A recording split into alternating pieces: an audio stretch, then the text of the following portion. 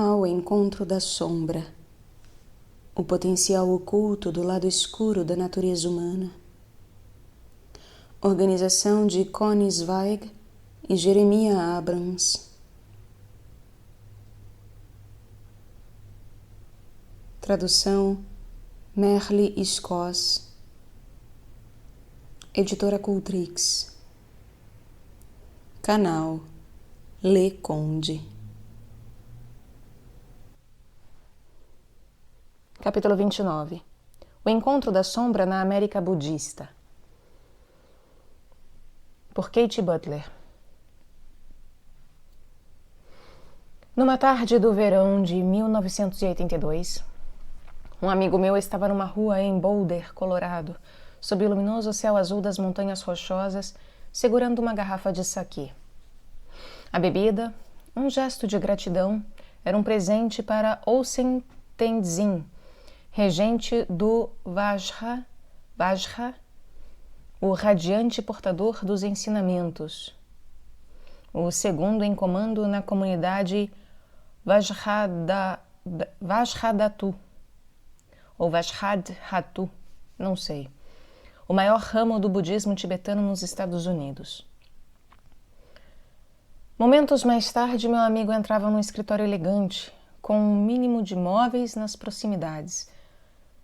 Tenzin, antes Thomas Rich, de Passaic, Nova Jersey, com olhos ocidentais, bigode e vestindo um bem talhado terno de executivo, levantou-se da poltrona e sorriu. Meu amigo apertou-lhe a mão, grato pela rara audiência particular. Ele abandonara recentemente uma comunidade religiosa emocionalmente repressora em Los Angeles e um retiro de meditação conduzido pelo regente levou ao seu conhecimento um caminho espiritual com mais alegria e menos indução de culpa. À medida que a tarde passava, os dois falaram de budismo, amor e teologia. Gradualmente, o nível do saquê ia baixando dentro da garrafa. Então meu amigo, um tanto embriagado, criou coragem e levantou o assunto que mais temia: homossexualismo. Houve um momento de silêncio. Levante-se, disse Tenzin. Beije-me. Meu amigo obedeceu. Quando o regente sugeriu sexo oral, meu amigo, ligeiramente consternado, recusou. Acho que você consegue, disse o regente com animação. Os dois passaram para um sofá, onde o tabu de meu amigo contra o homossexualismo foi quebrado. Quando tudo terminou, Tenzin mencionou de passagem que tinha encontros sexuais semelhantes várias vezes ao dia. Ofereceu uma carona ao meu amigo, abriu a porta do escritório e marchou por entre grupos de assistentes até um automóvel macio que ronronava ao crepúsculo, com um motorista esperando ao volante. Mais tarde, meu amigo sentiu-se confuso e embaraçado com relação àquela tarde, mas não amargo. Ele me induziu a uma experiência homossexual, mas mesmo assim, também foi generoso. Pedi para vê-lo e ele arrumou tempo para mim, contou-me. Senti um misto de embaraço e honra. Não acho que Tenzin tenha abusado de mim, e não quero que minha experiência sexual seja julgada por ninguém. Depois que meu amigo me contou essa história, muitas vezes repassei-a na minha mente, como um videotape, buscando pistas ocultas para os eventos posteriores. Notei a fascinação de meu amigo com as pompas do poder espiritual e seu mal-estar com os julgamentos morais. Observei a transformação aparentemente rotineira de Tenzin, de uma plateia religiosa para uma tarde de álcool e relações sexuais, e a maneira casual com que admitiu o vício do sexo frequente. Eu era forçada a admitir que meu amigo não sofrera abuso, mas vi nesse incidente as sementes do desastre que estava por vir. Crise de liderança. Em abril de 87, Tenzin, regente de Vajra, assumiu a liderança da comunidade Vajradhatu, com a morte do famoso e mundialmente respeitado mestre budista tibetano Chogyam Trungpa Rinpoche. Menos de 2 anos depois, em dezembro de 88, a mais perigosa crise que já se abateu sobre uma comunidade budista americana irrompeu quando os administradores de Vajradhatu informaram a seus membros que o regente estava contaminado com o vírus da AIDS já há cerca de 3 anos. Membros da junta diretora admitiram que, exceto por alguns meses de celibato, ele não tinha protegido seus parceiros sexuais, nem tinha lhes contado a verdade. Um dos parceiros sexuais do regente, filho de antigos discípulos, estava contaminado, bem como uma moça que mais tarde tivera relações com esse rapaz. 2 membros da junta diretora sabiam da doença há mais de 2 anos e optaram por nada fazer. Trungpa também soubera dela antes de sua morte. Os membros da junta só haviam informado a comunidade após tentar por 3 meses persuadir o regente a fazê-lo ele mesmo. Pensando que tinha alguns meios extraordinários de proteção, continuei a viver como se alguma coisa fosse cuidar disso por mim. Disse que foram as palavras pronunciadas por Tenzin diante da atúrdida Assembleia da Comunidade em Berkeley em meados de dezembro. Essa crise de liderança não foi nem de longe o único desastre a atingir uma comunidade budista americana. Nos meus 13 anos de prática de meditação budista, vi veneráveis roshis japoneses, ou roshis, de kimonos negros e seus herdeiros americanos do Dharma, incluindo o meu próprio ex-mestre, serem denunciados por manter casos clandestinos.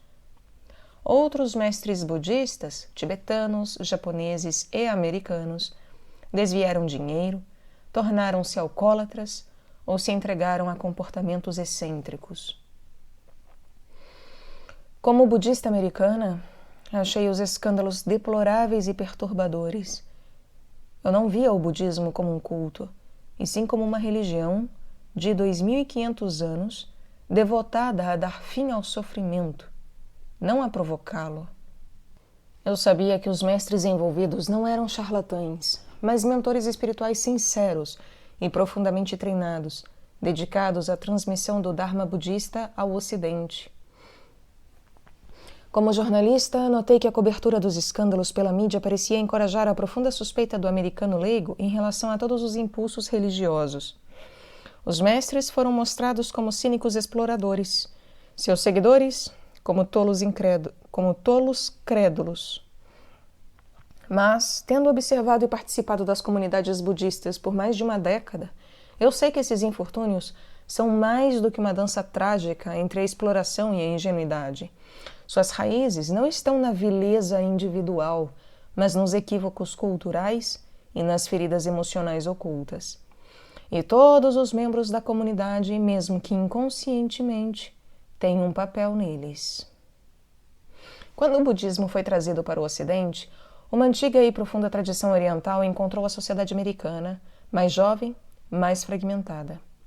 O novo budismo americano, entusiasticamente, construiu salas de meditação japonesas forradas com tatames de doce aroma e santuários de estilo tibetano com altares cobertos por tigelas cerimoniais de água e arroz.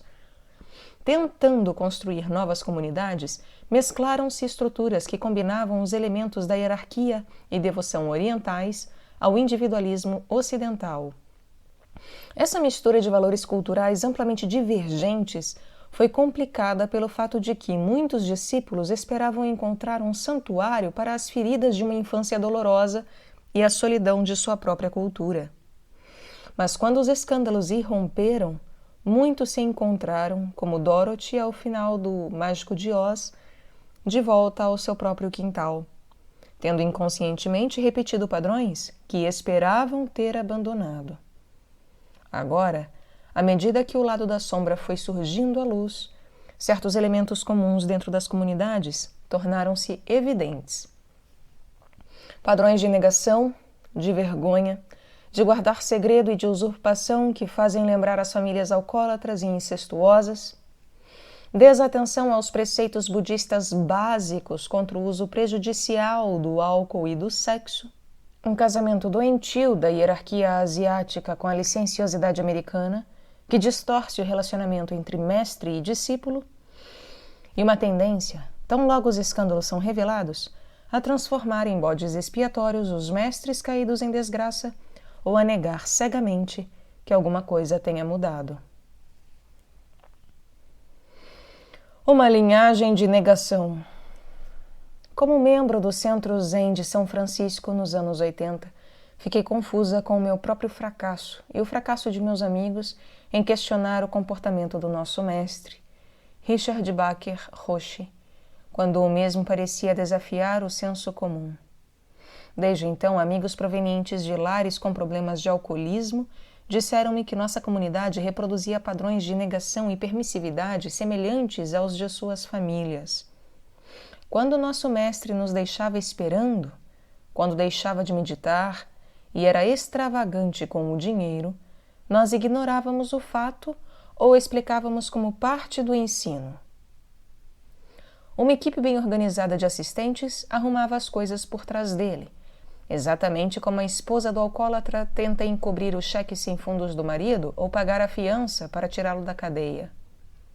Essa permissividade, como a chamam os conselheiros do alcoolismo, permitia que o comportamento prejudicial continuasse a crescer.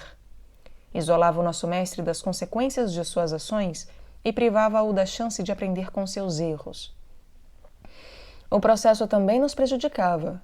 Geralmente negávamos o que estava diante dos nossos olhos, sentíamos-nos impotentes e perdíamos contato com a nossa experiência interior. Padrões semelhantes foram reconhecidos no Centro Zen de Los Angeles em 83, quando seu mestre, o respeitado Haikyuu, iniciou um programa de tratamento e admitiu seu alcoolismo. Éramos todos co-alcoólatras, declarou um dos discípulos dele, a Sandy Boucher, historiadora do budismo. De um modo sutil, encorajávamos seu alcoolismo porque, quando estava bêbado, sua honestidade se aguçava. Um processo semelhante talvez tenha ocorrido em Vajradhatu nos anos 70, quando os discípulos tentaram chegar a um acordo com seu mestre, Trungpa, um homem de ideias próprias, um exilado tibetano educado em Oxford, brilhante, compassivo e alcoólatra. Trungpa, a 11ª encarnação de Trungpa Tulku, ainda adolescente, era o líder de diversos grandes mosteiros tibetanos quando a invasão chinesa de 59 separou-o de sua cultura nativa. Ansioso por encontrar o Ocidente em seus próprios termos, trocou a túnica por ternos executivos, apaixonou-se por Shakespeare e Mozart e casou-se com uma inglesa. Às vezes fazia palestras com um copo de saquê na mão. Trungpa ensinava que todos os aspectos da existência humana, neurose, desejo, álcool, o escuro e o claro, deviam ser envolvidos e transmutados. Chamava essa feroz abordagem de pouca sabedoria, referindo-se a uma pequena, porém genuína tradição de venerandos e excêntricos yogis tibetanos, a maioria dos quais trabalhava intimamente com 1 ou 2 discípulos. Os mestres budistas, mesmo aqueles pouco à vontade com seu comportamento, admiravam Trungpa pela sua brilhante tradução do budismo aos termos ocidentais. Cauteloso na importação de formas culturais tibetanas, ele primeiro ensinou a seus discípulos americanos uma meditação simples, na posição sentada, baseada no Zen. Então, gradualmente introduziu as elaboradas disciplinas tântricas que distinguem o budismo Vajradhatu tibetano de quase todas as outras escolas budistas. Os discípulos completavam práticas fundamentais, incluindo 100.000 prostrações, e frequentavam um seminário de 3 meses nas montanhas. Discípulos avançados eram cerimonialmente iniciados a práticas secretas tibetanas de visualização meditativa. Mestre e discípulo passavam a ter um relacionamento que, por tradição, é mais devocional que qualquer outra coisa nas outras escolas budistas. Trungpa atraiu milhares de pessoas educadas que logo criaram a maior, mais criativa e menos convencional de todas as comunidades budistas não asiáticas da América.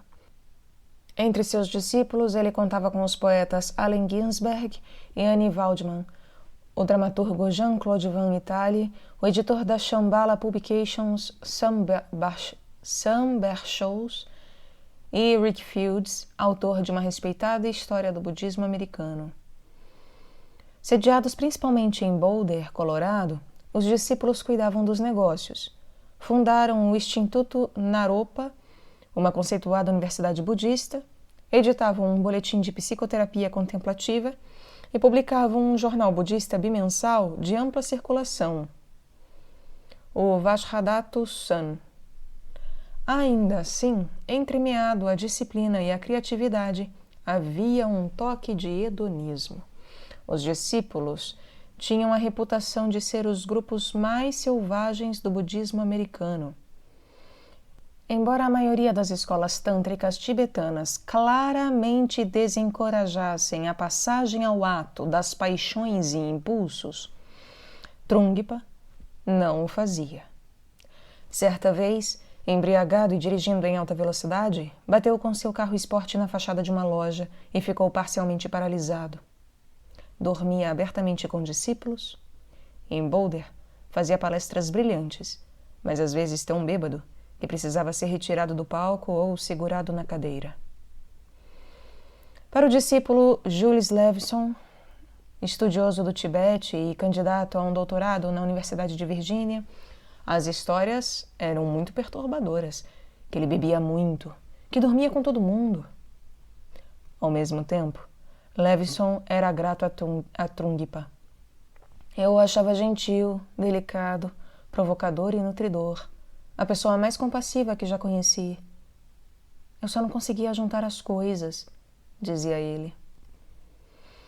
Alguns discípulos, reprisando a dinâmica de suas famílias alcoólatras, reagiam a Trungpa negando seu vício da bebida e atividade sexual, e ainda o ajudando. Eu servia a Trungpa grandes copos de gin logo de manhã cedo. Se você quer falar de permissividade, disse uma mulher que vira seu próprio pai morrer de alcoolismo. Outros resolviam sua dissociação cognitiva, acreditando que o mestre havia ultrapassado as limitações do corpo humano.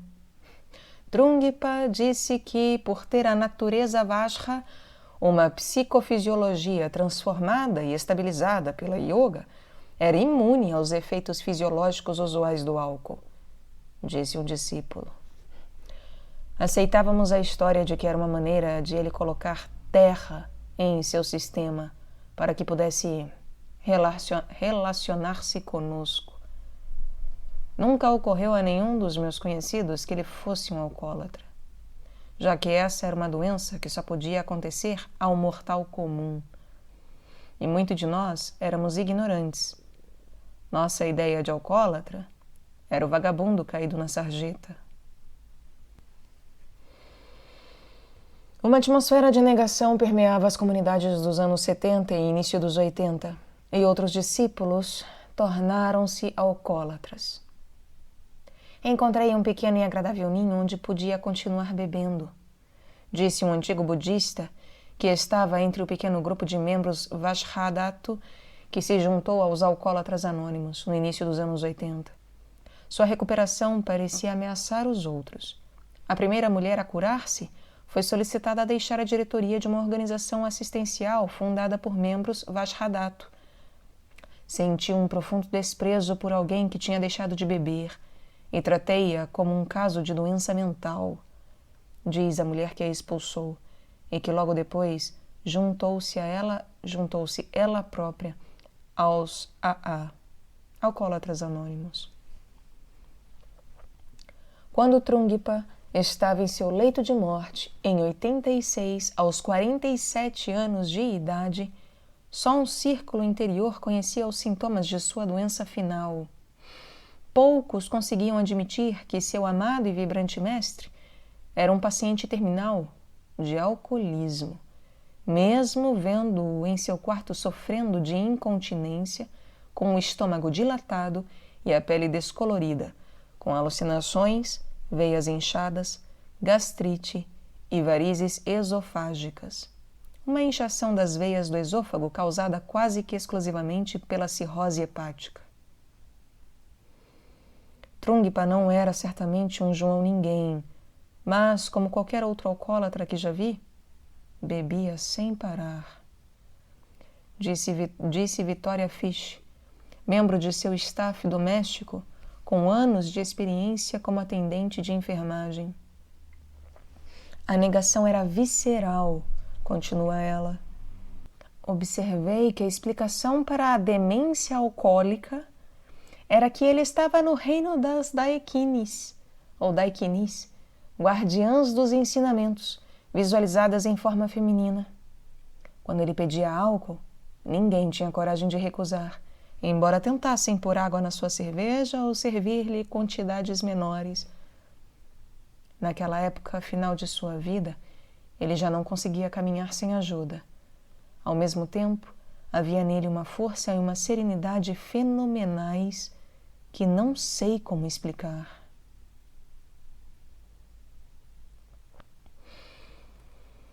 Alguns discípulos agora sentem que o regente Tenzin sofria de uma negação semelhante das limitações humanas, bem como de ignorância do comportamento de vício. Muitos discípulos que se sentiram ultrajados com o comportamento do regente parecem pensar que ele surgiu do nada, disse um discípulo.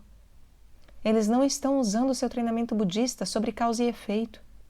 Acho que o regente copiou, de uma maneira mais extrema e fatal, um padrão de negação e ignorância exemplificado pela própria atitude de Trungpa em relação ao álcool. Segredos de família. Quando a crise irrompeu, uma minoria pequena, mas significativa de discípulos começaram a cuidar das feridas deixadas pelo alcoolismo e pelo incesto de suas famílias. Em meados dos anos 80, cerca de 250 membros de todo o país, principalmente esposas de alcoólatras, uniram-se ao Al-Anon, uma organização moldada nos alcoólatras anônimos para famílias de alcoólatras, e mais de uma vintena de membros da comunidade uniram-se aos AA. Refrigerantes passaram a ser servidos nas cerimônias e a atmosfera de alcoolismo excessivo diminuiu. Mas os membros do movimento dos 12 Passos eram uma minoria e certos padrões obstinados persistiam.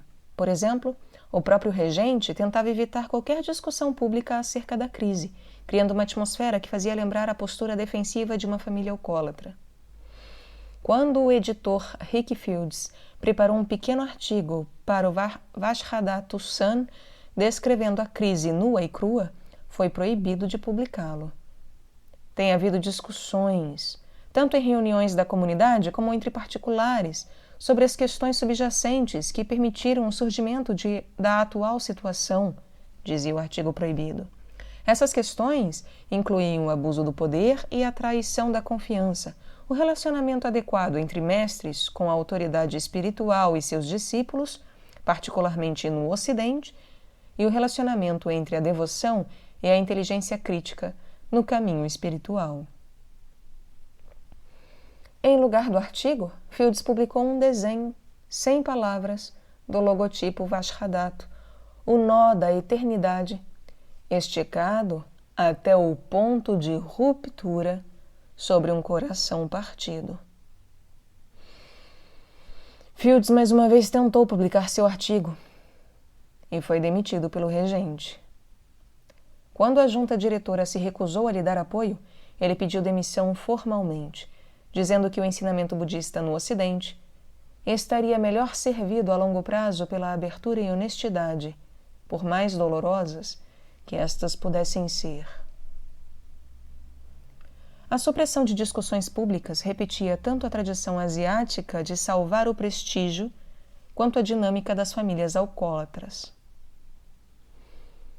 Existe uma sensação de segredos de família, coisas das quais você não fala, especialmente com estranhos, diz Levinson.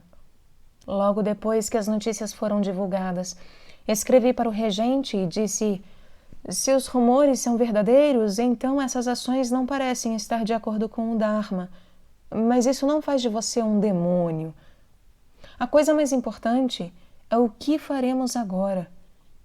Eu realmente gostaria que você viesse conversar abertamente conosco em pequenos grupos, pelo menos em Boulder e em Halifax, conforme sua saúde permitir. Se você puder fazer isso, nós talvez possamos restabelecer alguma confiança. Minha maior lástima é que ele não fez isso. Um choque intercultural. Por mais de um ano, o impasse manteve Vajradhatu no ponto de ruptura. Embora indiretamente, Tenzin reconheceu de público ter violado os votos budistas, mas recusou-se a assumir a responsabilidade de ter contaminado outras pessoas em relação à AIDS. Permaneceu em retiro na Califórnia com um pequeno grupo de discípulos devotados, desafiando a exigência da junta diretora para que deixasse de ensinar. Em Boulder, alguns discípulos contrários ao regente censuravam-no de modo virulento e irrealista por todo o desastre, enquanto discípulos pró-regente praticavam aquilo que poderia ser chamado negação devocional ou transcendental.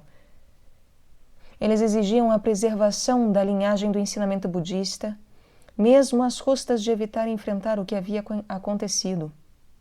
Muitos outros caíram num estado que um discípulo avançado definiu como o centro do coração partido. Em uma carta amplamente distribuída em Boulder, um discípulo escreveu: se a junta e o regente não conseguirem resolver suas diferenças com compaixão e inteligência, a comunidade se esfacelará. A comunidade consultou os lamas tibetanos para resolver o impasse, mas suas respostas refletiram a ênfase asiática em manter o prestígio intacto, a hierarquia e evitar um conflito aberto. A comunidade consultou os lamas tibetanos para resolver o impasse, mas suas respostas refletiram a ênfase asiática em manter o prestígio intacto, a hierarquia e evitar um conflito aberto. Embora não esteja claro até que ponto ele compreendeu a situação, um lama venerável, o falecido Kalu Rinpoche, proibiu seus discípulos americanos de comentar o desastre de Vajradhatu. Outro, o venerável Dilgo Rinpoche, primeiro pediu ao regente para permanecer em retiro, mas exigiu que os discípulos em Vajradhatu respeitassem sua autoridade. Essa foi a gota d'água para muitos discípulos.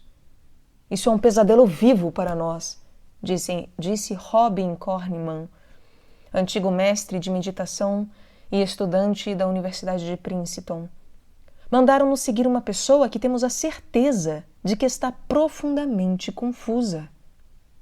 Discípulos budistas em outros centros haviam experimentado choques interculturais semelhantes.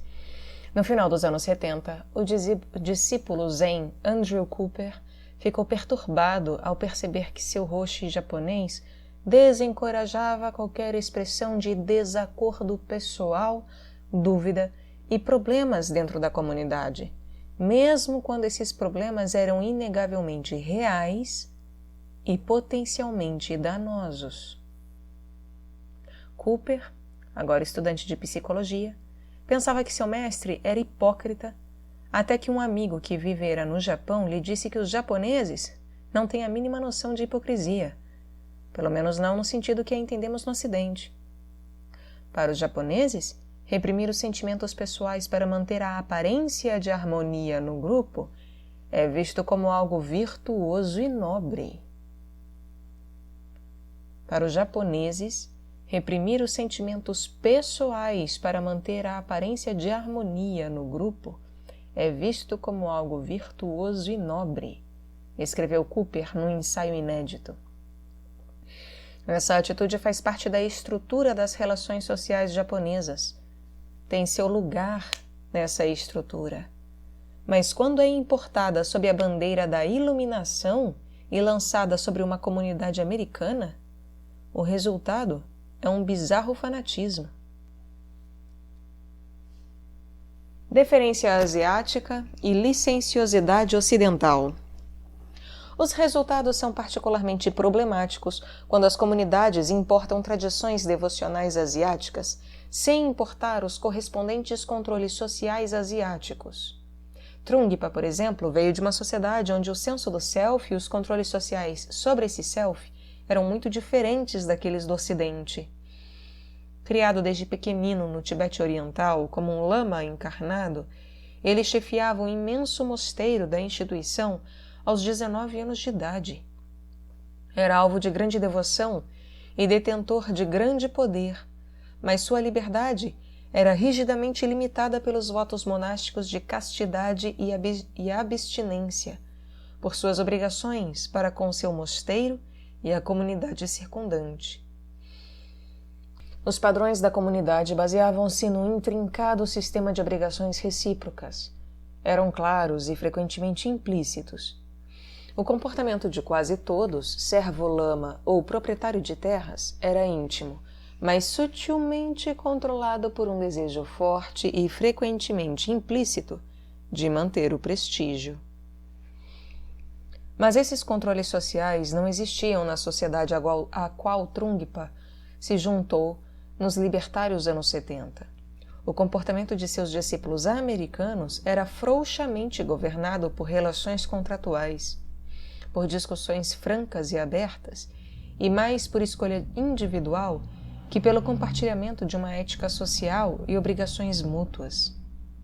Seus ancestrais haviam vivido no mesmo vale por gerações. Logo que chegou aos Estados Unidos, ele voava de uma cidade para outra como uma estrela de rock. Enquanto os Estados Unidos removiam todos os limites sociais ao comportamento de Trungpa, seus discípulos tornavam-se seus servos domésticos, dirigiam seu automóvel e lhe prestavam a deferência apropriada a um lama tibetano ou a um senhor feudal. A mesma deferência era prestada a seu herdeiro do Dharma, Tenzin. Suas refeições davam ocasião a um frenesi de toalhas engomadas, prataria polida, arranjos de mesa meticulosos e coreografias exatas dos servidores, disse a produtora de TV Deborah Mendelssohn, que ajudou a hospedar Tenzin durante seus 2 retiros de meditação em Los Angeles, mas que depois abandonou a comunidade. Quando ele viajava, acompanhava-o um manual para orientar seus hospedeiros nos detalhes dos cuidados para com ele, incluindo instruções sobre como e em que ordem oferecer-lhe a toalha, a roupa de baixo e o hobby quando ele saía do chuveiro. Essa paródia de deferência asiática, combinada com a licenciosidade americana, em última análise, provou ser desastrosa, e não apenas em Bashhadato. Também no centro Zen, os discípulos adotavam gestos asiáticos de subserviência, enquanto seu mestre, às vezes, agia livremente, bebendo, gastando dinheiro, fazendo avanços sexuais a mulheres ou homens, tudo com um mínimo de resultado negativo. A deferência frequentemente ia muito além daquela que teria sido concedida a um mestre no Japão ou no Tibete. A pressão da comunidade é muito importante para controlar o comportamento nas comunidades tibetanas, diz a doutora Bárbara Aziz, socioantropóloga mundialmente conhecida da Universidade da cidade de Nova York, que passou 20 anos fazendo pesquisa de campo entre os tibetanos no Nepal e no Tibete. Na sociedade tibetana, Eles esperam mais da pessoa que colocam num pedestal. Se um escândalo desses tivesse acontecido no Tibete, toda a comunidade teria se sentido poluída. Tenzin talvez fosse expulso do vale. Dependendo do grau de ultraje, a comunidade, sua família, fariam oferendas substanciais aos mosteiros para ritos de purificação e preces para incutir compaixão na sociedade. Além disso, Aziz sugere que os tibetanos poderiam demonstrar todo tipo de irreverência a um Rinpoche, mas não iriam necessariamente fazer o que ele diz. Vejo muito mais discernimento entre meus amigos tibetanos e nepaleses, conclui ela, do que entre os ocidentais. A necessidade do discernimento. Nesse confuso contexto intercultural, é muito fácil que os laços mestre-discípulo sejam equivocados. No início do meu treinamento Zen, eu me prostrava formalmente diante de meu mestre quando o visitava para as práticas. Eu tentava vê-lo como um iluminado e tinha esperanças de poder, com o passar do tempo, internalizar as qualidades de percepção, autocontrole e energia que admirava nele. Idealizar o mestre é parte de uma longa e saudável tradição do Tibete, do Japão e da Índia, de acordo com Alan Holland, psicanalista e autor de Em Busca de Si Mesmo na Índia e no Japão. A necessidade de ter uma figura para respeitar, idealizar e imitar é uma parte crucial do autodesenvolvimento de qualquer pessoa. Mas as culturas orientais são muito mais articuladas a respeito dessa necessidade e a apoiam culturalmente, explicou ele. Holland acredita que os discípulos asiáticos encaram um relacionamento mestre-discípulo com mais sutileza que os americanos. Os americanos, em geral se entregam com rapidez e por completo, ou então simplesmente não se entregam. O discípulo asiático pode mostrar deferência, mas recusa a veneração até ter estudado com o mestre durante muitos anos. Ele parece ter um self privado desconhecido para muitos americanos, um self capaz de reservar o julgamento mesmo quando segue escrupulosamente as normas. Quando o mestre erra, o discípulo asiático pode continuar a lhe mostrar deferência, mas silenciosamente retira sua afeição e seu respeito. Nos Estados Unidos, frequentemente ocorre o inverso. Alguns discípulos poderiam perdoar Tenzin enquanto ser humano, mas não tratá-lo como um líder. Poucos americanos conseguem mostrar deferência a alguém que não veneram sem se sentirem hipócritas. Colocados face a face com essa dissociação cognitiva, eles ou abandonam a deferência e partem, ou negam seus sentimentos interiores. Quando eles negam suas percepções, a realidade torna-se distorcida e uma dança mútua de ilusão se inicia. Parte da culpa cabe ao discípulo porque excesso de obediência, devoção e aceitação cega estragam um mestre, explicou Sua Santidade o Dalai Lama numa conferência na Califórnia no ano passado. Parte também cabe ao mestre espiritual porque lhe falta a integridade para ser imune a esse tipo de vulnerabilidade. Recomendo nunca adotar a atitude para com um mestre espiritual de ver todas as suas ações como divinas ou nobres. Pode parecer um pouco atrevido, mas se alguém tem um mestre que não é qualificado, que se entrega a um comportamento inadequado ou errado, então é apropriado que o discípulo critique esse comportamento. O ponto de mutação. No último outono, parecia que a comunidade Vajradhatu iria se dividir em duas. Depois do longo retiro aconselhado por Dilgo Rinpoche, Tenzin atrevidamente reafirmou sua autoridade. Os que se recusaram a aceitar sua liderança espiritual foram demitidos de comitês-chave, impedidos de ensinar meditação e proibidos de tomar parte em práticas avançadas com o restante da sua comunidade. O conflito tornou-se tão intenso que as duas facções opostas enviaram delegações ao Nepal e à Índia para implorar aos lamas superiores que lhes dessem apoio. Como resposta, Dilgo Rinpoche aconselhou Tenzin a entrar em retiro rigoroso por 1 ano. Tenzin obedeceu, conservando uma autoridade nominal, mas efetivamente abdicando de seu ensinamento e papel de liderança. Lamas tibetanos foram convidados a ensinar em Boulder, e Vajradhatu voltou a ligar-se a uma tradição religiosa tibetana mais ampla. Este é um verdadeiro ponto de mutação, disse um aliviado David Home, membro da junta diretora. Este é um caminho para nos unirmos e sentir a unidade fundamental e para enfrentar as questões que a crise trouxe à superfície. Este não é o fim.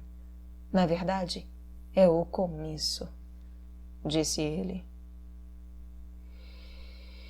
Depois da queda. Enquanto Vajradhatu luta para levantar-se, outras comunidades budistas que passaram por crises semelhantes também estão buscando maneiras de curar suas comunidades. Num dos mais promissores efeitos colaterais, os mestres americanos da meditação interior, Vipassana, elaboraram recentemente um código de padrões éticos para os mestres e criaram uma junta da comunidade para inspecioná-los. Em outras comunidades budistas, no entanto, onde os mestres sofrem sérias acusações de má conduta, ondas sucessivas de discípulos dissidentes partiram. No Centro Zen de São Francisco, meu próprio centro de prática, nosso mestre renunciou sob pressão. Pedimos ajuda a consultores psicológicos e aprendemos a falar mais honestamente uns com os outros, e adotamos formas mais democráticas para a tomada de decisão. Mesmo assim, muitos discípulos partiram. A sala de meditação esvaziou-se. Amizades se romperam e algumas pessoas perderam a energia para a prática espiritual. Nosso antigo mestre mudou-se para Santa Fé e continua ensinando. Meu marido e eu nos mudamos para o subúrbio. Minha túnica negra de meditação continua pendurada no fundo do meu armário. Nunca perdi a fé nos ensinamentos budistas, mas durante anos não soube como religar-me a eles. Em vez disso, fiz o que um amigo chamava trabalho de correção, examinando minha história pessoal e a raiva e o puritanismo que expressei quando o escândalo irrompeu. Eu estava entre aqueles que esperavam encontrar no budismo um santuário para minhas feridas pessoais. Mas minha cultura e história familiar seguiram-me até a minha comunidade budista, como uma lata amarrada ao rabo de um cachorro. Agora, estou estudando com outro mestre budista e constantemente lembro a mim mesma de permitir que ele e eu própria tenhamos imperfeições. Uma vez por mês, mais ou menos, reúno-me com outras pessoas na casa de um amigo para recitar os preceitos budistas para os leigos. Ainda assim, algo do passado permanece inconcluso. Meu antigo mestre simplesmente foi embora quando não pôde mais suportar a raiva dos seus discípulos. Lembro que um monge comentou na época: os discípulos esperam que ele se transforme sem correr riscos. Não se consegue aprender um novo caminho quando se está sob ataque. A amargura desse cisma não resolvido ainda dói, como um estilhaço rasgando a palma da mão. Uma amiga minha, Yoni Hand, mestra budista ordenada que ainda participa da comunidade, disse-me recentemente: ainda estamos travando a batalha da partida de Tenzin. Acho que esse assunto não vai se encerrar enquanto não encontrarmos um meio de estar juntos na mesma sala. Enquanto houver medo de tê-lo por perto, as pessoas não conseguirão entender o seu próprio papel nesta situação. Faltam-nos rituais que permitiriam às comunidades reconhecer essas crises e curá-las. Lembro de ter lido sobre a cerimônia da lua cheia, realizada pelos monges nos primeiros séculos depois da morte de Buda. Na véspera de cada lua cheia e nova, na estação das chuvas, os monges se reuniam na floresta para um ritual chamado Confissão diante da comunidade. Ali recitavam publicamente os preceitos, admitiam seus defeitos, suas violações de regras e quaisquer danos que tivessem causado às suas comunidades. Se retomássemos um ritual tranquilo como esse, talvez algum bravo mestre caído em desgraça pudesse admitir com segurança sua má conduta e as feridas que o levaram a errar. Talvez a comunidade pudesse confessar seu profundo desapontamento e sentimentos de traição e sua participação no erro. Talvez toda a comunidade pudesse desculpar-se publicamente com os homens e mulheres que tivessem sofrido abusos sexuais ou de outro tipo e compensá-los de algum modo. Depois de um pleno reconhecimento e reparação, o perdão seria possível e o processo de cura poderia começar.